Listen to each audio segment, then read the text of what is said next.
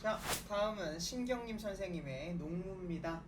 자, 자유, 서정시, 사실적, 비판적, 묘사적. 다시 말해서 무언가 묘사된 것이 많다라는 거고, 사실 이런 걸 가지고도 주지적이라고 얘기할 수는 있어요.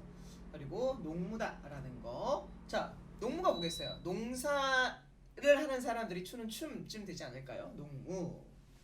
산업화 시대에 소외된 농민들의 한과 울분. 그러니까 이 시는 무언가를 참여해라, 세상을 바꿔라, 그것보다는 이 한과 이 울분을 드러내기에 적합한 시기 때문에 서정시라고 이야기한 거지, 주지적이지 않다라고 할 수는 없어요. 사실 이 작품은 농무를 소재로 한 농촌시로 농민들의 한과 비장한 비장미를 생동감 있게 드러내고 있다. 우리 민족의 정서인 한과 체념, 비장미가 담긴 서정시라고 할 수 있는데, 가장 한국적 소재를, 가장 한국적 정서를 일궈낸 너무 멋진 표현이지 않습니까? 그러니까 이런 거는 수능에 나올 확률이 굉장히 높다. 아시겠어요? 가장 한국적인 냄새까지. 아, 미쳤어. 이 작품은 암담한 농촌을 배경으로 가난한 자의 울분을 노래하면서도 그 울분이, 자, 밑줄 정말 중요하고 너무너무 아름다운 그 울분이 누군가를 선동하는 거거나 전투적인 느낌을 풍기고 있지 않다. 보통 울부짖고 막 화나고 그러면 선동하고 막 죽여 막 그러면서 죽창 들고 막 싸울 것 같은 그런 느낌인데, 그게 아니다. 오히려 동그라미. 멋진 표현이죠. 오히려 날라리 피리 같은 것을 불고 고갯짓을 하고 어깨를 흔드는 신명으로 울분을 극복하고자 하는 농민들의 농무를 통해 그들의 아픔이 역설적으로 드러나는 효과. 자, 역설적 동그라미. 힘들고 화가 나고 빡이 쳤는데 춤을 추고 있는 거야. 그러니까 역설법이다, 역설적이다, 상황적으로 그렇게 얘기할 수 있고요. 1960년, 70년대에 산업구조의 변화로 야기된 농민의 소외된 삶을 무슨적 사실적으로 그려낸 한편, 농민의 비애, 슬픔과 분노를 담고 있다. 주제: 농민들의 고뇌와 피해, 소외되고 억압된 삶에 대한 분노와 절망. 1, 2, 3, 4개의 구성들 잘 살피시고 여기 이런 데 위주 쳐놓고 소외감, 좌절감 위치 살짝 바꿔놔서 문제 낼 수 있습니다. 조심하셔야 돼요. 7에서 10행이 소외감이고 11부터 14행이 좌절감입니다. 아시겠죠? 신경림의 농무. 징이 울린다, 막이 내렸다. 이 막이 내렸다라는 것 자체만 보고도 우리는 하강적 이미지다라고 얘기할 수 있어요. 내린 거니까. 아시겠죠? 농무가 끝났어요. 징 치면서 울린 거죠. 오동나무에 전등이 메어 달린 가설 무대, 임시로 만들어진 무대에서 춤을 췄던 거야. 지금까지 구경꾼이 돌아가고 난 뒤, 자, 무슨 빈? 텅 빈 운동장. 이 텅 빈 운동장은 우리는 객관적 상관물이라고 얘기할 수 있습니다. 왜? 지금 내 마음이 약간 텅 빈 것 같은 그런 느낌이잖아요. 그래서 소외감과 공허감을 불러일으키는 소재다. 우리는 분이 얼룩진 얼굴로 분 동그라미. 이때의 분은 이 화장품, 이렇게 바르는 화장품이라고 볼 수도 있겠고요. 분노가 얼룩졌다, 그러니까 화가 난 얼굴로 이렇게 생각할 수 있습니다. 그런 걸 우리 뭐라고 한다? 하나의 단어 안에 두 가지의 표현이 두 가지의 표현이 들어가 있으니까 중의법. 이거 표현 어떻게 하지? 하나의 두 가지 이렇게 해야 되나? 그렇지. 하나의 두 가지. 분노와 분장이라고 할 수 있다. 학교 앞 소주집에서 몰려와, 소주집 공간이고, 그죠? 술을 마신다. 여러분, 소주집에 몰려왔기 때문에 조금 전에 운동장이었죠? 이거 잘 보셔야 됩니다, 여러분. 자, 조금 전까지는 운동장이었는데 이제 어디로 와요, 이게? 색깔 바뀌어라. 뿅. 그렇죠. 운동장이었는데 소주집이 나왔어요. 근데 운동장 나오고 바로 소주집만 나오면 얘는 시선의 이동에 가깝습니다. 하지만 이 표현 때문에 공간의 이동. 무슨 표현? 이 표현. 몰려와. 이 몰려와 움직임이 있잖아요.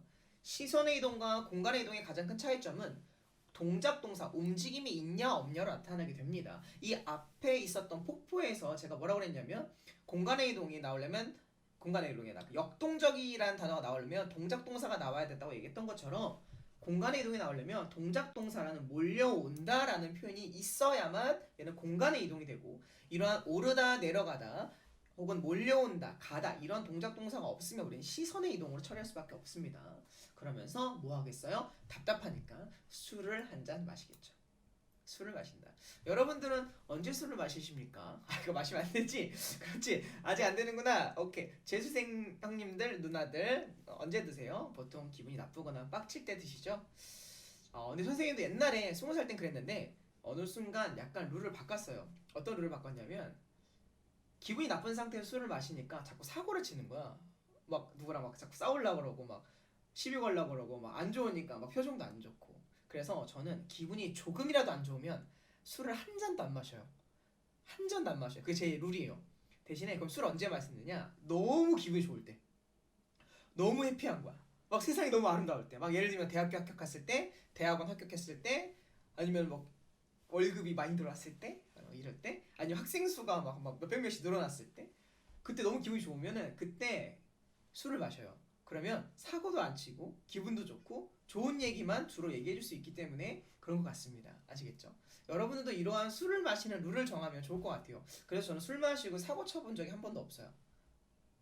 아, 갑자기 술이 나오니까 죄송합니다. 우리 중딩이 고딩이도 있을 텐데 그런 거 되게 중요한 것 같아요. 아시겠죠? 하지만 이분들은 너무 힘들어서 술을 드신다. 답답하고 고달프게 사는 것이 원통하다. 화가 난다. 꽹과리를 앞장 세워 장거리로 나서면 동그라미. 이게 동작동사 움직임이잖아요. 그래서 공간의 이동. 이제 어디로 가요? 소주집에서 장거리. 따라붙어 악을 쓰는 건 누구다? 쪼무레기다. 그러니까 젊은이들이 떠난 농촌의 현실을 상징한다. 그러니까 굵직굵직하고 뭔가 대단한 친구들이 오는 게 아니라 쪼무레기들. 그러니까 농업에서 산업화로 넘어가면서 사람들이 다 서울로 가니까 남아있는 애는 진짜 꼬맹이들밖에 없다는 거예요. 진짜 노동을 한 20, 30대 건장한 청년들 그런 분들은 많이 없고 애기들밖에 없거나 나이 드신 노인들밖에 없으니까 쪼무레기라고 표현한 겁니다. 처녀애들은 기름찍 담벽에 붙어서서 밑줄 철없이 낄낄대는구나. 그죠? 되는구나. 예전에는 그냥 굉장히 즐겁고 화기애애한 분위기가 많았는데 얘는 이제는 철없이 낄낄댄다. 근데 솔직히 저는 활기찼던 과거와 달라진 농촌의 현실하고 이렇게 들어가 있는 거 잘 모르겠어요. 저는 철없이 낄낄대는 것도 좋게 느껴지긴 하거든요. 그래서 여러분들의 해석에 맡기고 또 학교 선생님이 해석해 주시는 대로 따라가시면 좋을 것 같습니다. 보름달은 밝아서 어떤 녀석은 꺽정이, 이 꺽정이가 약간 상징적인 의미예요. 임꺽정처럼 뭔가 어떤 수탈 이런 것들에 빡쳐서 농민봉기 일으키고 약간 그러한 느낌의 임꺽정 알고 있죠. 사회에 저항했던 꺽정이처럼 지규법 울부짖고 또 어떤 녀석은 어떻게 한다고 합니까? 자, 서림이처럼 이 서림이가 누구냐면 임꺽정의 참모였지만 배신했대요. 임꺽정을 신고했나 보지. 해해되지만 이 나쁜 놈 이까지 산구석에 처박혀 발버둥 친들 무엇하랴 서리법이라고 적어주셔야 돼요. 힘들다. 황폐해져가는 농신 현실에 대한 자조적 한탄. 아, 여기 살아서 뭐하겠니? 에이씨 빨리 떠나자. 약간 이런 느낌.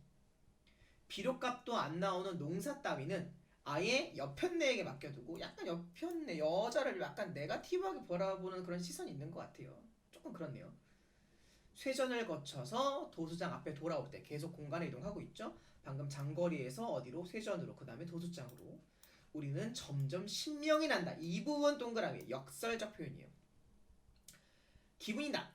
그러니까 이 표현 자체가 역설이라고 보기보다는 상황적이 역설이다. 상황이 역설이다라고 봐야 돼요. 기분이 안 좋고 원통하고 답답한데 신명이 난다라고 표현하고 있으니까. 한 다리를 들고 날라리를 불거나 고갯짓을 하고 어깨를 흔들거나 하고 하면서 앞에 있었던 이야기들을 대체적으로 정리를 한번 해주죠. 아시겠습니까? 이런 표현들이 봐도 어떤 부분이다? 역설적인 이미지가 담겨져 있는 것이다 라고 보셔야 됩니다. 되셨죠? 작품의 특징. 공간의 이동에 따라 시상 전개된 역전적 구성으로 농민들의 절망감을 극대화시킨다. 이게 역설적이라는 느낌과 비슷하죠. 직설적인 표현을 통해서 인식 드러낸다. 야, 이때 직설이라는 게 뭐냐라고 하는 건 원통하다. 이렇게 감정을 직접적으로 표출했으면, 감정이 직접적으로 나타났으면 우리는 직접적이라고 얘기하는 거예요. 원통하다라든지 뭐 답답하다 이런 표현들이 나오겠죠. 반어적이면서 그렇죠? 다 때려치겠다. 맡겨두겠다. 실제로 맡기지 않겠죠. 이런 걸 반어적 그리고 역설적 상황 설정을 통해서라고 하는 거예요. 자, 여기서 주의하실 점이 있어요.